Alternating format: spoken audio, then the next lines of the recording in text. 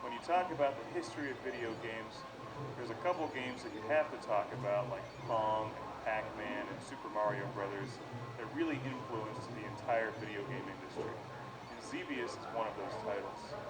Xevious influenced the vertical shooting game genre more than any other game, and is, in my opinion, one of the best video games ever made.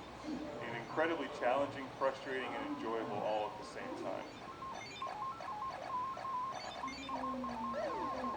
This game was released in 1982 and has fortunately seen a comeback on Xbox Live. And I think Xbox Live is tremendous, and the Xbox Live Arcade, bringing back the old school games from the 80s and platformers from the 90s.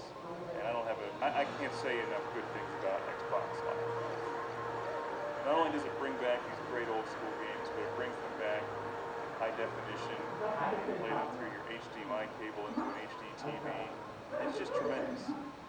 Xevious is presented in its original native aspect ratio as you would have played it in the arcade, which is like a television laid on its side. It probably looks very familiar to those of you who have played games like Raiden. There's so many games in this genre now.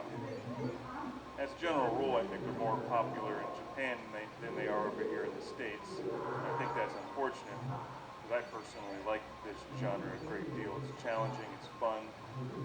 As you know on this show, I love being the lone, daring starfighter against countless enemies, impossible odds, on a questionable, vague mission.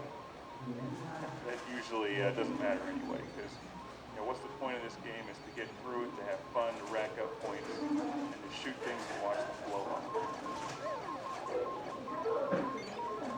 Xevious came out in the arcade in 1982 and has since been seen on game systems like the Atari 7800 and the NES.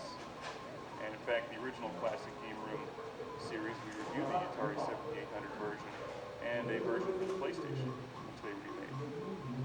As you can see from the screen, you have two different weapon options. And that's one of the things that makes Xevious unique. But for starters here, you have your lasers, your twin cannons, I think they're lasers, maybe they call them something else, and your bombs. So you have to shoot your enemies in the air, and also bomb the enemies on the ground.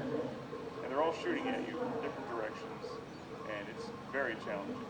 What makes this game decidedly different from Raiden 3, for instance, which is one I recently reviewed, is that you can't power up your weapons to have this arsenal that fills the entire screen with your weaponry. You're basically limited to the two weapons that you start with.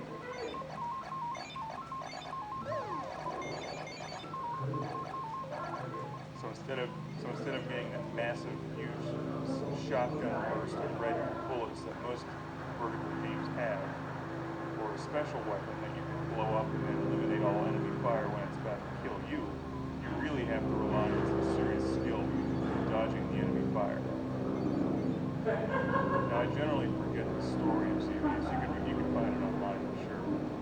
But you do encounter a couple bosses as you continue on in the game. Wave after wave of enemies. The variety of enemies changes on you. And my favorite part of this game is something I've loved since I was a kid and played this on my Atari 7800, is those spinning metal plates that come at you. At the time, those were just amazing. That kind of graphics in a video game was just unbelievable. Xevious was way ahead of its time.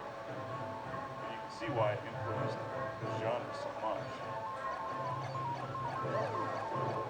Just these simple things like the little tank boats in the water. You can't just bomb them. You have to actually leave them with your bomb and hopefully they run into it. So it requires a lot of skill to hit all the enemies and rack up serious points. And with Xbox Live, of course, they give you the added incentive of going for gamer points, which are addictive and a lot of fun to collect for no apparent reason. The other great thing about Xbox Live, of course, is you can see how your score ranks up against everybody else, friends of yours. What's really incredible about Xevious is that this game came out in '82, and it really doesn't look any different than newer games today. I mean, maybe it's slightly different, but I mean, there's only so much you can really do with a two-dimensional vertical scrolling game before it starts getting ridiculous. I'm not a big fan of adding in all those three-dimensional polygons and crap floating all over the screen. I think keeping it simple like this is the way to go. And that's why I like Xevious so much in games like Rage 3. Now, I'm generally not a huge fan of using the Xbox 360 controller on this game. It's definitely challenging. I prefer the arcade-style joystick and buttons, but you know, what are you going to do when you don't have a stand-up Xevious arcade machine in your basement?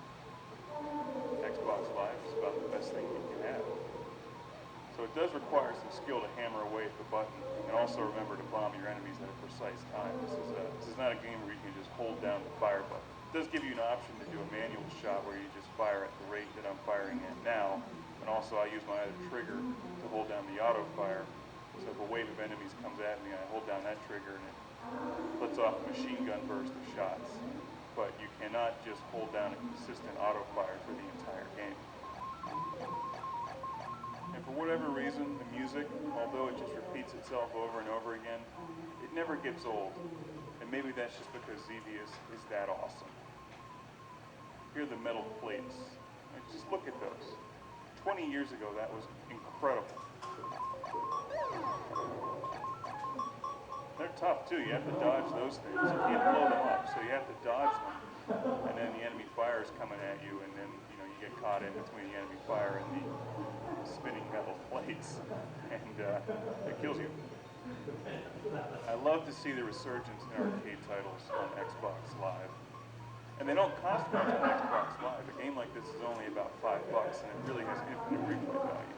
Even if you went out to find this for your Atari 7800 or NES, it would still cost you at least $5 or $6 when you add in the shipping costs. You probably end up finding it on eBay, for instance.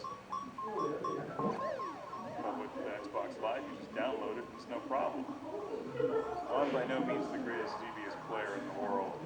In fact, I'd like to get a lot better at this game because it really is one of my favorite games and always has been. I just need to find the time to sit down and get back into it. One of my favorite game systems is the Atari 7800, and that's one that I grew up with and had when I was a kid. And Xevious was up there with Robotron 2084 as my favorite game on the Atari 7800. I've played it for hours and hours and hours and hours. And I'm glad to see that there's still a lot of interest in Xevious today. If you like this genre, never played Xevious before, you owe it to yourself to pick this game up on Xbox Live or the 7800 or the NES, and you've got to play Xevious. If you're really hardcore, you can go out and buy a real stand-up coin-op Xevious machine like they would have had it in the arcades in the 80s, and you can put that in your living room, in your house. And your wife can come home and be like, "Where's all the furniture?" And you're like, "Well, I put it outside because we got a Xevious machine." And she may start to get red and get mad at you. Why do you need furniture when you have a Xevious machine? The whole point is to stand there and play Xevious. I mean, it's only common sense.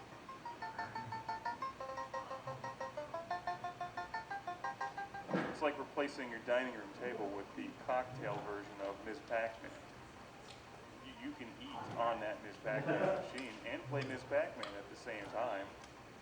Hell, it worked at Pizza Hut.